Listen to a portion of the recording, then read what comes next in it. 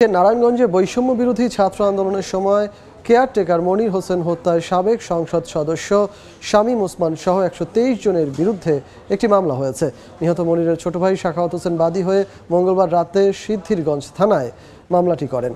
এতে শামীম ওসমানের পাশাপাশি তার ছেলে অয়ন ওসমান, ভাতিজা আজমেরি ওসমান, নারায়ণগঞ্জ মহানগর যুবলীগের যুগ্ম সম্পাদক শাহ নিজাম, সিদ্ধিরগঞ্জ থানা আওয়ামী লীগের সভাপতি মুজিবুর রহমান ও সাধারণ সম্পাদক ইয়াসিন মিয়াকে আসামি করা হয়। মামলার এজাহারে উল্লেখ করা হয়, মনির হোসেন সিদ্ধিরগঞ্জের পাইনাদি নতুন মহল্লায় PM টাওয়ারের কেয়ারটেকার ছিলেন। গত ২০ জুলাই বিকেলে বৈষম্য বিরোধী ছাত্র আন্দোলনে শামীম ওসমান ও আওয়ামী লীগ নেতাকর্মীদের গুলিতে হিরাঝিল এলাকায় রাস্তায় গুলিবিদ্ধ হন মনির হোসেন। পরে পপুলার মেডিকেল কলেজ হাসপাতালে চিকিৎসাধীন অবস্থায় ২২ জুলাই বিকেলে তার মৃত্যু হয়।